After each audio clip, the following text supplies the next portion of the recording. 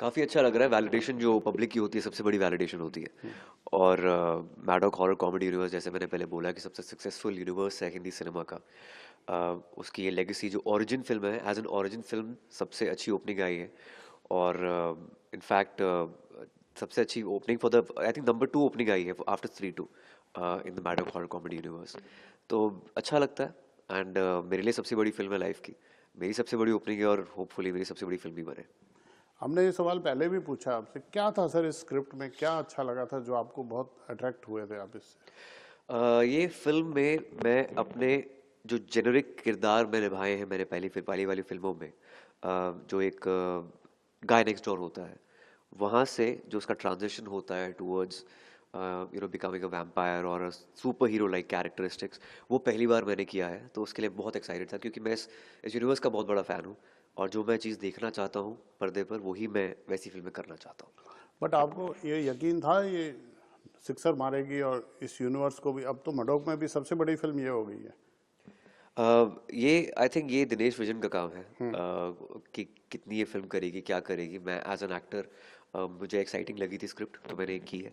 And जो कुछ हो रहा है, that's like cherry on the top. आमा, तो आमा 2 की तैयारी शुरू हो रही है। आई थिंक थामा 2 से पहले जैसे डीनू ने बोला है कि भेड़िया आएगी।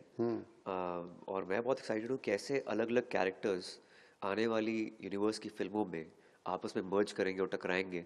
आई think that will be very interesting. ये मेरी 100 करोड़ की 5वीं फिल्म है। और पैंडेमिक के बाद ये शायद पैंडमिक के दूसरी बाद फिल्म है। दूसरी फिल्म है। हाँ, ड्रीम गर्ल 2 भी 100 करोड़ हुई थी और ये भी 100 करोड़ हुई तो ये है। कौन मेरी सा लास्ट फिल्म मंत्र, जो थी वो हंड्रेड कौन सा करोड़ थी। मंत्र है? स्क्रिप्ट कौन कौन पढ़ता है, कौन डिसीजन लेता है ये को, मतलब किसी और लोगों को भी बता दो ये भाई। है मेरे 3-4 लोग मेरे हाँ आसपास। हाँ मैं नाम भी ले लेता हूँ। हाँ, प्लीज पृथ्वीश बताओ। गांगुली है। हाँ ताहिरा कश्यप है। हाँ, सुनीता डिसूजा है। वाह।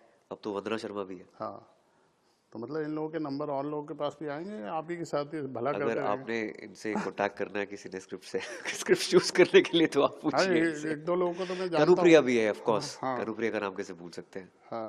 कुछ यूनिकनेस मैं हमेशा किसी फिल्म में देखता हूँ कि कुछ नयापन होना चाहिए। जो जिस सब्जेक्ट पर शायद हिंदी सिनेमा में कुछ बना ना हो पहले, वो उस वो सब्जेक्ट में करना चाहता हूँ हमेशा।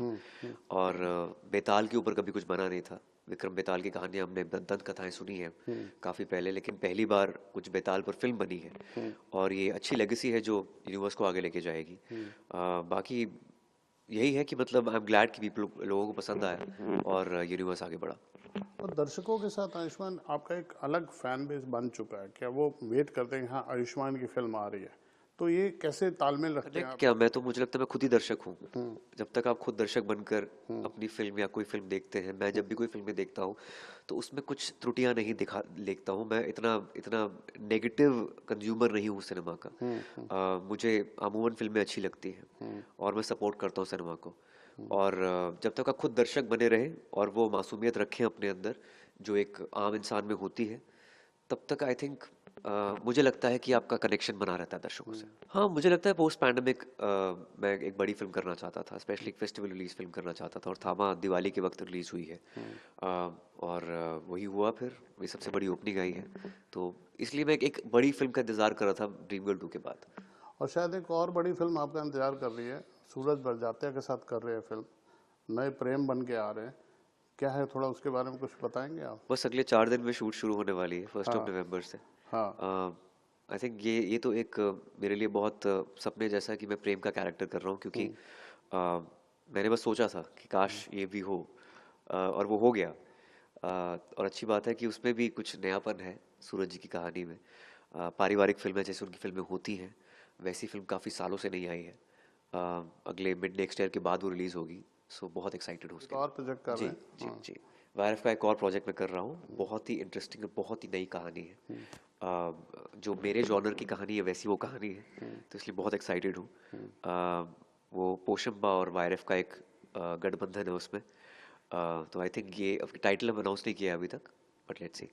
चलिए आयुष्मान, आपसे बात करके हमेशा अच्छा लगता है। All the very best. Thank you. बहुत शुभकामनाएं। Thank you so thank much you, Neeraj ji. Thank you.